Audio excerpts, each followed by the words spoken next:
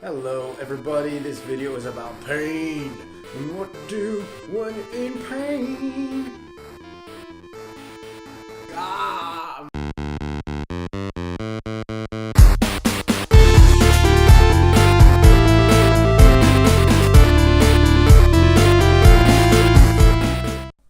Alright, it's David here with I Play David Papa because life is a game and we're having fun. What I want to talk about today is the idea of pain. I posted a video a couple days ago about the bruised rib injury that I had and inflicted on myself, this accident I had that led me to a lot of pain. But through the meditation, I was actually, in the meditations I was doing that I described in that video, I was actually able to manage the pain quite a bit. When I read online that what you're supposed to do when you have bruised ribs is you're supposed to take a lot of pain medication, you're supposed to take a lot of, so that you can do your deep breathing, and to help the healing process. Well, I kept checking in with my body, and my body was telling me that I don't need the pain medication. So I just kept doing the meditations, and I would do a lot of deep breathing every day. And yeah, it was painful. It was uncomfortable, but the pain is a little bit of a teacher.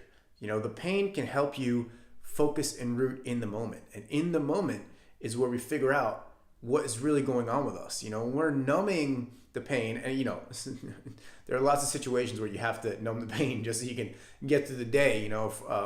Friend of mine, her partner, he was hit by a drunk driver while he was on his bike, and he had all kinds of shattered bones everywhere. He was in incredible pain. I'm not saying he should have not taken painkillers. I'm not trying to give any medical advice. Oh my gosh, I'm not trying to give any medical advice. All I know is what I did when I had the bruised ribs, which I still have a little bit. It's getting better every day, is I managed the pain with meditation. I didn't want the pain medication because I wanted to see how my body would feel in different movements, in different scenarios. I wanted, my body to be telling me when I shouldn't move a certain way, and I didn't want that pain to just be masked. The pain is a message. That's how I was interpreting it.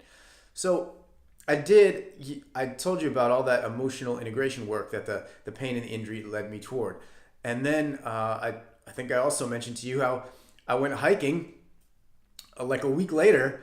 Not even a week later, like 5 days after the injury, I went hiking in the Bulgarian mountains. And it was a big exercise in self-care, monitoring the pain, staying in the moment. I mean, when I was walking those trails, I wasn't thinking about anything else. I had to look at exactly what foot was I going to put in front of the other. I was totally rooted in the moment. That is part of the gift of the pain. And then today I woke up with this giant crick in the neck, and I was like, oh, my body. What is going on? I set the intention to really get deeper into understanding the messages my body is giving me, because my body is throwing up all kinds of messages right now. While I was hiking the Bulgarian mountains, I also tweaked my hamstring. Now I got this pain in my neck. So my body is basically screaming at me right now, listen to me, pay attention to me, pay attention to me. So I sat this morning with doing the emotional integration around my neck to see what would happen. I did the breathing and I got into that more relaxed state. I just let my whole body relax except for my breathing. I'm doing very intentionally expanding my belly, focusing on my breathing. And I've started to feel the pain is like really, really throbbing. And I just surrendered to it. I just leaned myself into it. I just let the pain happen. And it was like hurting. And then I started to cry. Not from pain. It was a physical pain. It was some type of emotional pain. I found myself saying, I'm sorry. These words just kept coming up as I was crying. So, this is related to me holding on to some kind of guilt that I have, some type of, something I feel like I need to say I'm sorry for. And in the moment, I was like, I asked myself, is there a memory associated with this? Is there information associated with this? And nothing intellectual was coming up. It was just the I'm sorry, and the crying. So I would have like a round of like just some crying. It would last like maybe 10, 20 seconds. And then but while I'm saying I'm sorry, and then of course as part of my practice, I say, thank you, infinite love and gratitude to those parts of myself that are expressing, I'm here to be with you fully and feel it fully. So I was doing that as well, and so I was getting deeper into it and having these rounds, and then I would come back to my breathing, and then I would cry again, and I would come back to my breathing, I would cry again, and thank myself, love myself, right? And after I did that for a while, maybe 20 minutes, the pain started to totally reduce in my neck. And right now it feels so much better than it did when I woke up. And it gave me some insights that I'm hanging on to some kind of guilt. You know, unlike most days, I didn't get a lot of intellectual experience. I didn't get a lot of images or memories or words, just that I'm sorry. So, and that's okay. That's part of this process, that sometimes we don't need to know it analytically. We don't need to understand it from an intellectual perspective. We just need to feel it and feel our way through it. And eventually, after 20 minutes of this, and the pain started to reduce, when I did my breathing, instead of crying, I found myself laughing, and these like bouts of laughter came up, which for me, that's my sign that my body's sign that the energy has been released, and now I'm ready to finish my emotional integration, and I've basically let out this emotional vibration that I was holding on to, that was creating some resistance and, you know, blocking off my well-being in some way, demonstrated by that pain in my neck. That's what happened. So this is something you can do. This is something all of us can do whenever we have pain, tension in the body. We can sit down with it and go into it. Use the feeling to go into it and get the message from the body. Your body is screaming at you. Your body is telling you something about the vibrations you're carrying around, about the emotional charges you're carrying around, and it wants you to see them and free them with your love and attention. That's how we do it. And that this process, you know, that I've been working on for the last 3 or so years has just absolutely, unbelievably, completely changed not only how I see life, but how I move through it, how much freedom and joy I feel every day, the kind of things that happen in my life, the way I work, the way I do relationships. I mean, it's completely transformed so much. So that's why I love talking about it. Okay. Then there's another thing I did. After the emotional integration, I like to go look at my beliefs. Because, you know, these vibrations we're holding inside of us, the resistance that shows up in our life in unpleasant experiences that we don't want to have, you know, those take the form, or we can see those inside of us through our emotions, by exploring our emotional charges, and also by exploring our beliefs. You know, a belief is a thought you've thought many times, and so many times that it's kind of just in your subconscious. It's an automatic understanding of how you see the world.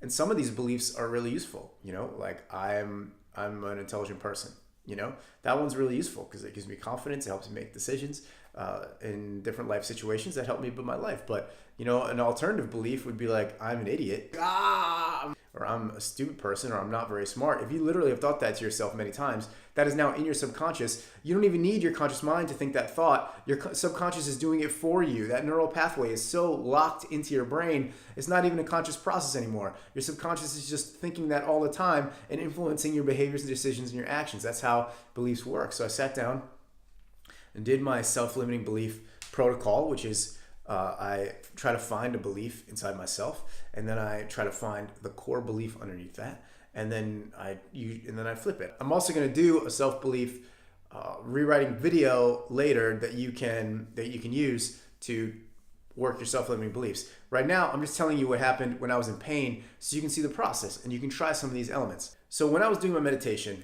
and I was asking myself, how does this pain in my neck make me feel? I found a belief that said, I am weak.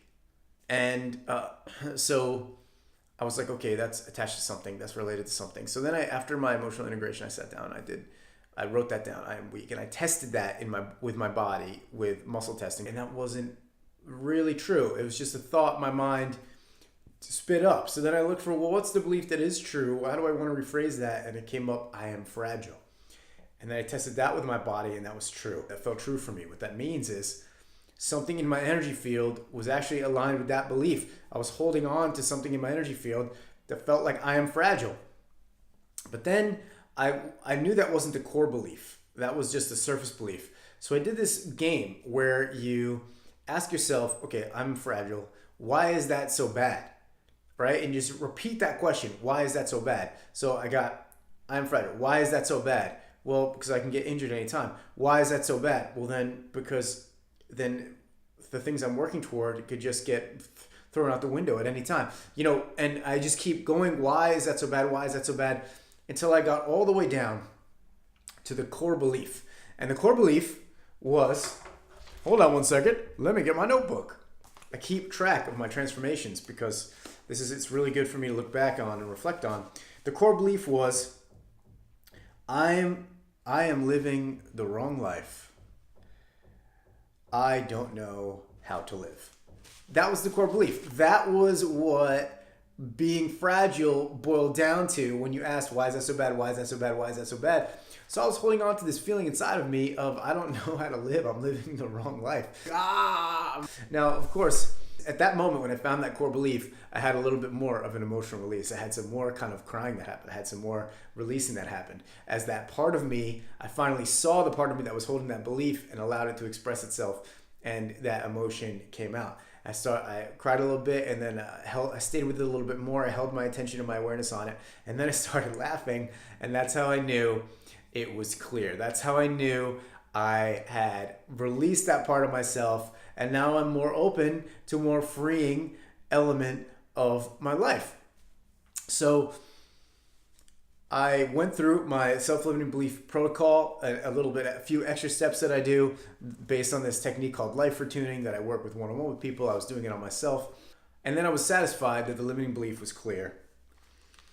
And I decided to replace it with a new belief. I decided what would a belief that would serve me better? What's the opposite of that belief? That I'm living the wrong life, that I don't know how to live. You can see, so when I found this belief this morning, it was upsetting. But now when I read it, it just makes no sense. It's totally nonsensical. Literally, my energy field is switched around that belief. My thoughts and reactions are automatically different. I don't have to work so hard to jam in some type of new thought, because I just let go of the resistant one that I was holding on to. And the one I decided to replace it with is, I am living my life perfectly. I allow life to unfold in beauty, love, and joy. And then I tested my body, and that resonated with true for me. So you can see how this morning I went, because of the pain in my neck, I found a bunch of guilt to release. I found a limiting belief to release. And now I'm positioned to actually go experience living my life perfectly, actually go experience letting my life unfold with love and joy. And I do this every day. I do an emotional integration, and I look for a belief. And day by day, I get more empowered, and make stuff like this for you. I didn't talk about this stuff for a long time. I was really nervous to make videos for a long time. Now I just feel like I want to shout about this from the rooftops. And my friends and family are probably, people who I talk to about this are probably sick of me talking about emotional integration.